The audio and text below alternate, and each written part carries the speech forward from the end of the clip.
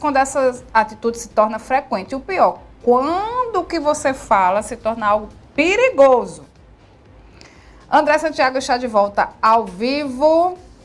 Mentir tem efeitos, né, André? Pois é, Renata. Como você disse, né, a mentira é um comportamento normal do ser humano, né? Às vezes é necessária para a vida em sociedade, mas pode esconder doenças psíquicas. Tem também o mentiroso compulsivo, é chamado de mitomaníaco, e a gente vai conversar agora com a psicóloga Cíntia Moreira para entender sobre as consequências da mentira. Às vezes a gente sabe que tem alguns amigos, até mesmo a gente comete algumas mentiras no dia a dia, tem colegas de trabalho, também gente na família, mas quando isso se torna um vício, aí já entra a necessidade da psicóloga, às vezes psiquiatra. A gente vai conversar agora com Cíntia Moreira, que vai trazer detalhes sobre o assunto. Renata. O Dia da Mentira é celebrado anualmente em 1º de abril. Onde as pessoas contam algumas mentiras, pregam peças em seus conhecidos por pura diversão. Mas a mentira pode se tornar um comportamento, a pessoa pode se tornar viciada em mentira. A gente vai conversar sobre esse assunto com a psicóloga doutora Cíntia Moreira. Bom dia, muito obrigado por aceitar o convite para conversar com a gente aqui da Rádio Cidade. Bom dia a todos os ouvintes da Rádio Cidade. Quero agradecer desde já o convite para mais uma vez estar participando desse programa. Para mim é uma alegria estar com vocês, partilhando um pouco da psicologia, um pouco do nosso entendimento. Muito obrigada. Doutora Cíntia, por que as pessoas mentem e é possível reconhecer uma pessoa mentirosa? Boa pergunta, né? Vamos lá. Nós somos seres humanos dotados de valores, princípios, e eles são muito importantes para definir o nosso comportamento e a forma como nós nos conduzimos com outras pessoas, socialmente ou dentro do nosso contexto familiar. A mentira, desde que o mundo é mundo, ela existe. Vamos aí num contexto bíblico, quando Caim matou Abel e Deus perguntou, cadê o seu irmão? E ele disse, não sei, ele deve estar aí pelos campos. Então, como se a gente pudesse mentir para Deus, né? Então, desde os princípios dos primeiros habitantes do mundo, a mentira já existia. E ela faz parte de um desvio de comportamento para um valor que é muito importante para a gente, que é a verdade.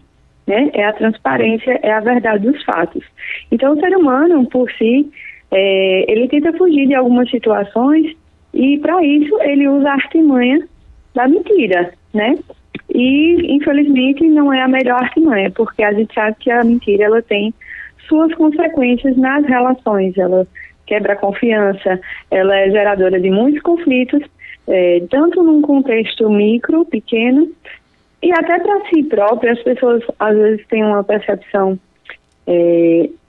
diferente da realidade e elas acabam acreditando na própria mentira que elas falam. Uhum.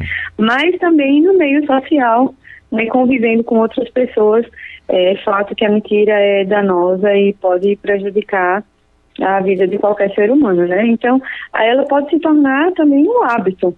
Quando o princípio básico da verdade, ela não fica instaurado nos seus comportamentos, e aí você acaba não levando isso como valor de vida, acaba achando uma questão banal e você mente como diz o ditado popular, por brincadeira. Uhum. A gente preza por ambientes saudáveis, no lar, no trabalho, às vezes também no ambiente escolar.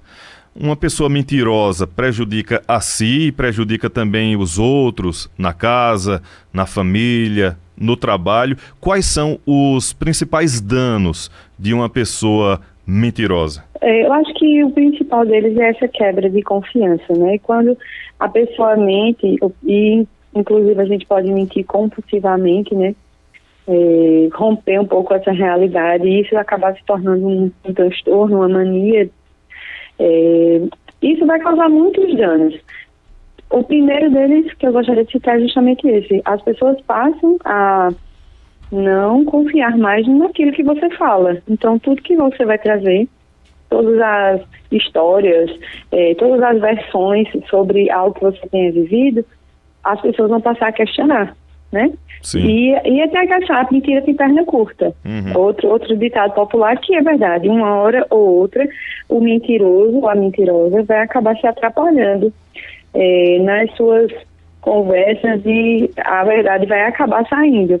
Então, assim, a quebra de confiança, você perde a credibilidade. Fora isso, você pode gerar muitos conflitos. Você levanta um falso, uma mentira sobre uma pessoa com relação a outra pessoa, isso vai gerar um conflito entre as pessoas. Outra questão é não somente o fato de mentir, inventar uma história, mas você pode omitir fatos, que não deixa de ser uma forma branda de mentira. Quando você passa a não revelar o que é verdade, porque quando a gente fala sobre mentira, o oposto é a verdade. Se você não usa com a verdade, então você está usando com o quê? Com a mentira, né? Por mais que você não fale, mas você omite fatos, então aquilo não deixa de contribuir para que uma mentira seja ressaltada.